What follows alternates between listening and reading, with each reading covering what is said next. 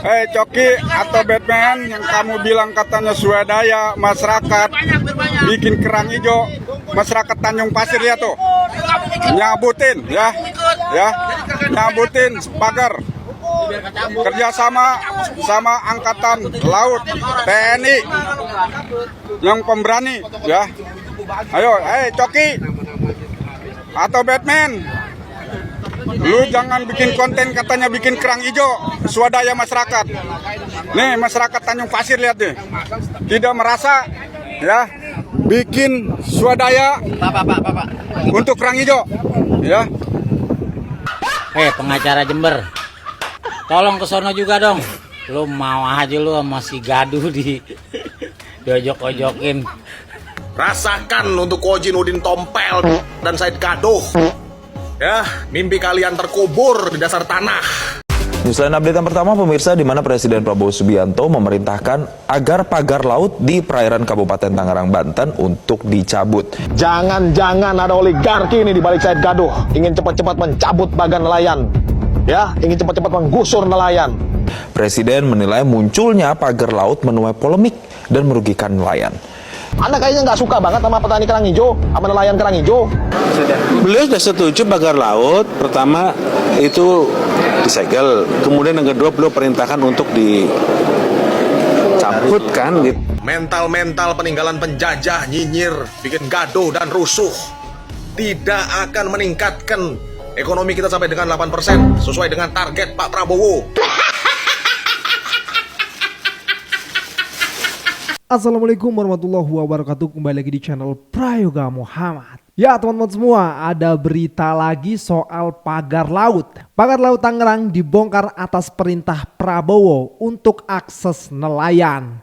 TNI AL bersama warga membongkar pagar laut di Tanjung Pasir, Kabupaten Tangerang, Banten pagi ini. Upaya pembongkaran ini ditekankan TNI Angkatan Laut sesuai perintah dari Presiden Prabowo Subianto. Kami hadir di sini atas perintah dari Presiden RI melalui Kepala Staf Angkatan Laut untuk membuka akses terutama bagi para nelayan yang akan melaut, kata Komandan Pangkalan Utama Angkatan Laut. Nah teman-teman semua, ini berita membahagiakan ya, dimana kita mempunyai presiden yang mulai satset nih guys. Ya kan, ya nggak apa-apa walaupun viral dulu baru bergerak daripada sudah viral nggak bergerak sama sekali. Nah tapi teman-teman semua, kita akan membahas ini ya, membahas juga para buzzernya ini. Bagaimana rasanya jadi buzzer pagar laut ini, karena sudah banyak nih buzzer pagar lautnya nih, termasuk 4 pentolan itu ya.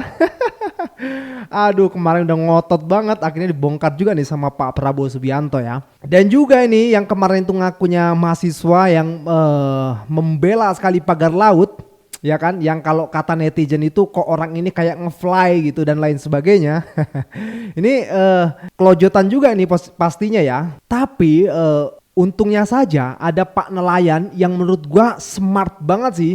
Keren sekali, beliau datang ke acara TV tersebut membicarakan soal pagar laut ini, tapi beliau punya narasi yang mantap gitu loh, yang bisa masuk dalam otak kita semua ya kan. Kenapa itu harus dipagar? Apakah pagar sepanjang itu nelayan yang berpartisipasi atau bagaimana, kan itu terjawab sudah di situ ya. Dan terlihat sekali dari mahasiswa itu sampai kelojotan. Nah coba kita lihat sedikit komentar di akun X, tweetan dari Muhammad Said Didu ya, yang sering kali disebut-sebut namanya oleh para buzzer. Hidup TNI saat Polri menyatakan belum ada bukti pidana tentang pagar laut, saat Menteri dan DPR seperti takut TNI Angkatan Laut melaksanakan perintah Presiden Prabowo Subianto. Semoga TNI muncul membela rakyat di seluruh Indonesia. Dan ini beberapa beritanya ya di media sosial. Komentar dari Majelis Rohani, Pak Didu, Mas Said Didu, terima kasih telah berjuang demi masyarakat Banten. Terima kasih. Mohon terus lanjutkan perjuangan. Kami berdoa agar Allah senantiasa menyertai Bapak. Pak Mul juga terima kasih telah konsisten menyuarakan. Muhammadiyah terima kasih. The point is, 2 orang menteri dan aparat tertinggi kepolisian yang masih bingung, bahkan saat sudah ada perintah presiden pun masih juga bingung dan tidak bergeming dengan perintah, maka masuk kategori tidak punya loyalitas pada presiden. Patutlah diganti Pak Prabowo Subianto. Betul sekali. Oke teman-teman semua, lalu bagaimana komentar daripada netizen? Dan ini asik ya, kita akan ulas kembali, kita akan lihat nih para buzzer-buzzer yang kelojotan juga. Ini dia videonya. Semua orang ributin pagar laut. Terus bagaimana dengan pagar-pagar laut yang ada di daerah-daerah lain? Di laut-laut lain. Hampir sama itu panjangnya. Hampir sama pagarnya. Pengacara Jember. Tolong ke sono juga dong. Lu mau aja lu sama si gaduh diojok-ojokin. Ke sono coba, ada tuh daerah lain. Bukannya di sono doang adanya. Ya. Gue gak nyangka sih Bang Coki bisa seperti ini ya. Aduh, kita lanjut guys. Ada yang mengatakan saya menghentikan proyek-proyek infrastruktur, tidak benar. Rasakan untuk Koji Nudin Tompel dan Said Gaduh. Ya, mimpi kalian terkubur di dasar tanah.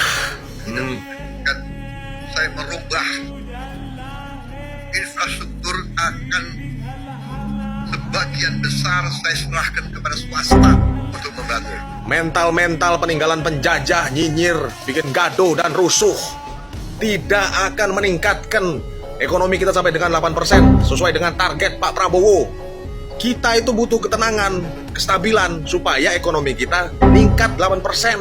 Rasa percaya diri, itu kata Pak Prabowo. Ya, bukan mental-mental nyinyir kayak si Said Gaduh dan Koji Nudin Tompel. Ya, jelas. Nanti kalau misalnya ekonomi tidak sampai dengan 8%, siapa yang disalahkan? Ketika mau dekat pemilu, yang lagi menjabat, yang lagi duduk. Padahal kita sendiri cepat terprovokasi, mudah terpengaruh oleh orang-orang rusuh, toksik, gaduh.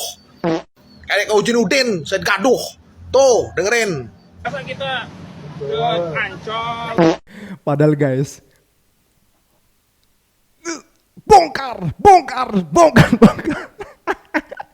Modal telunjuk doang, bongkar. Gaduh. Aduh, kocak nih orang ya. Dulu sih gue seneng ada dia ini ya, pendukung Pak Anies Baswedan. Sekarang, aduh, jangan sampai ngomong lagi menjadi pendukung Pak Anies Baswedan. Bongkar. Said Gaduh. Aduh, nanti ada yang bongkar guys. Kita lanjut lagi nih. Nih, tolong dengerin video yang ini ya.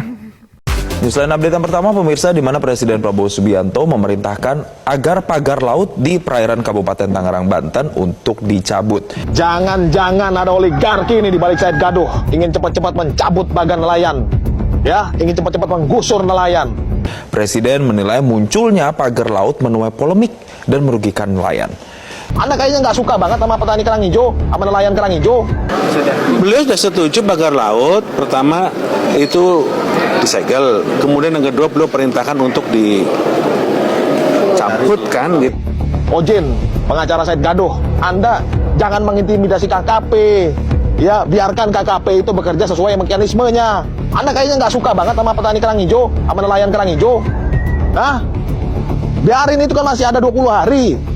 Biarkan kesaksian para nelayan itu menjadi bahan pendalaman oleh KKP. Gak usah Anda paksa-paksa mereka untuk segera mengusut sesuai dengan asumsi Anda. Nggak begitu, Anda orang hukum kok begitu bicaranya.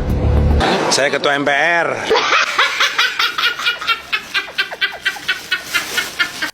Aduh, puas banget gue ngeliat video ini. Ngakak. Aduh, udah ngotot kayak gitu ya. Akhirnya Pak Prabowo loh yang menyuruh langsung untuk membongkar itu pagar ya.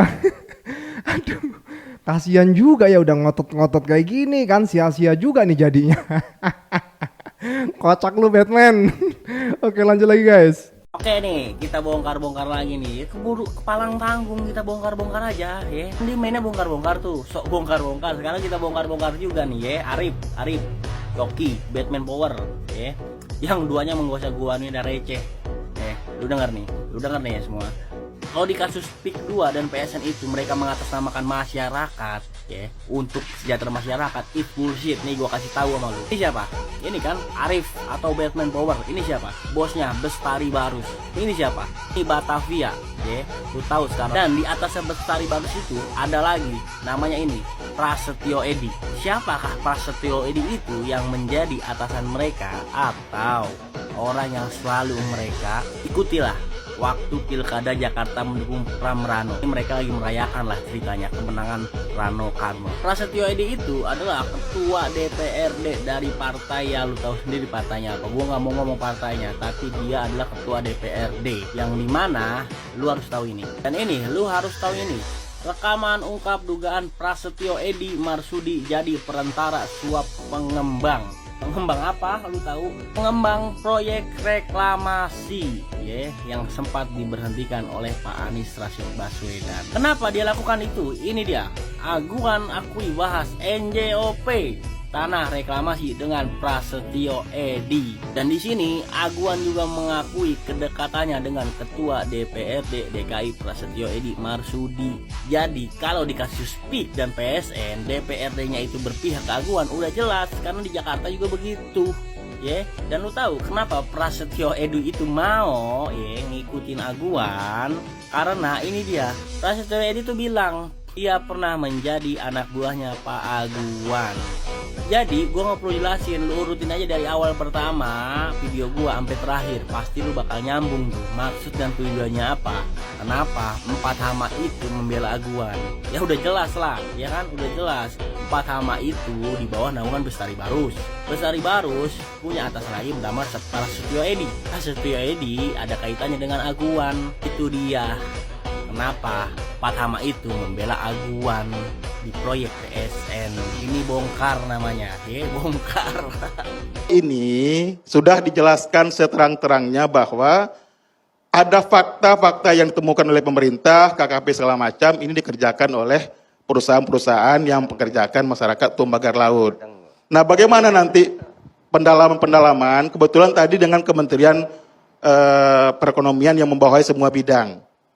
Nah, nanti mungkin minggu depan kita akan pertemuan lagi, dan hasil-hasil ini akan kita sampaikan kepada Presiden, bukan untuk kemudian ribut di publik. Kita harapkan ada kebijakan-kebijakan yang berpihak kepada masyarakat, sehingga kemudian keadilan bisa ditegakkan. Soal pagar laut tidak ada kepastian hukum yang konkret di negeri ini. Oke. Jadi siapa subjek hukumnya dan segala macam, tidak ada juga. Segala macam. Lalu kemudian tadi bicara PSN, PIK 2 dan segala macam proyek besar itu, sadar tidak kita tidak pernah bicara soal kesejahteraan nelayan, Bos. Oke. Sebentar ya. Ini kita ngomongin apa? Dari tadi kita ngomong ini kesejahteraan rakyat loh. Gini loh. Gimana konteksnya Anda berpikir bahwa pagar itu bisa menyelesaikan kesejahteraan? Proyek ada atau tidak adanya pagar. Nelayan itu sudah dari dulu. Saya lahir di situ, Mbak. Saya tahu, saya nggak meragukan Anda lahir di mana. Jadi itu betul. Iya, saya tahu. Makanya kita duduk di sini. Gak mungkin kesejahteraan itu lautnya di kapling, Bos. Kesejahteraan nelayan di sekitar memang sudah perlu kita perjuangkan. Langsung poinnya boleh? Maksudnya tolong hitungin, Di. Tolong hitungin buat saya, kira-kira masyarakat ini bisa enggak sih mendapatkan uang sebesar itu? Dari mana uangnya? Kalau memang itu pemberdayaan, itu aja jawabannya. Nggak usah kemana-mana, saya nggak ngerti. Iya, tadi kan Pak Khalid yang sudah menghitung per bambu 22.000 dan segala macam. Kira-kira masuk nggak gitu? Kalau ini yang melakukan masyarakat gitu. Iya, kita tanya sama-sama yuk sama masyarakat. Saya ini kan kapasitas saya sebagai observasi, gitu loh. Coba, kapasitasnya sebagai observasi, bukan pengawal, bukan segala macam. Jadi jangan dipelintir-pelintir begitu. Yang kami khawatir, JRP juga di-prank malah ya.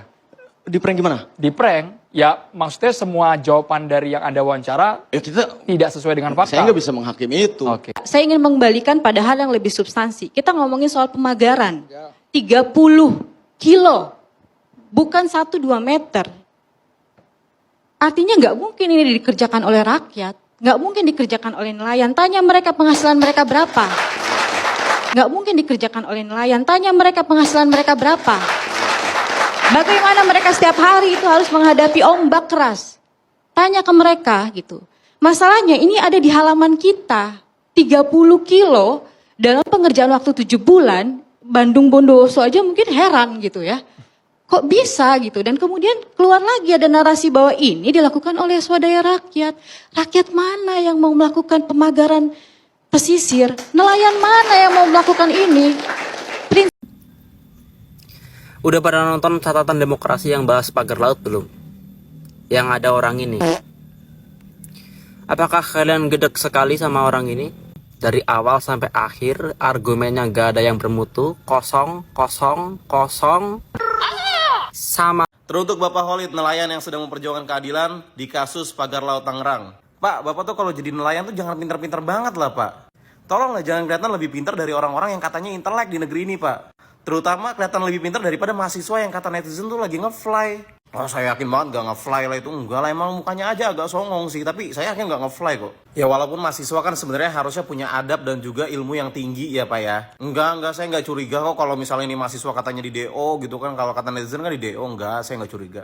Dan saya yakin banget ya Pak ya, kalau mahasiswa ini ya bukan mahasiswa bayaran Pak. Orang dia merepresentasikan mahasiswa banget kok. Ya kan kalau mahasiswa kan nggak apa-apa, ngomongnya muter-muter. Yang penting kan kelihatan intelek di depan publik gitu loh Pak. Lagian Bapak ini kan nelayan ya Pak ya, udah fokus aja Pak cari ikan Pak, biar yang cari cuan tuh mereka.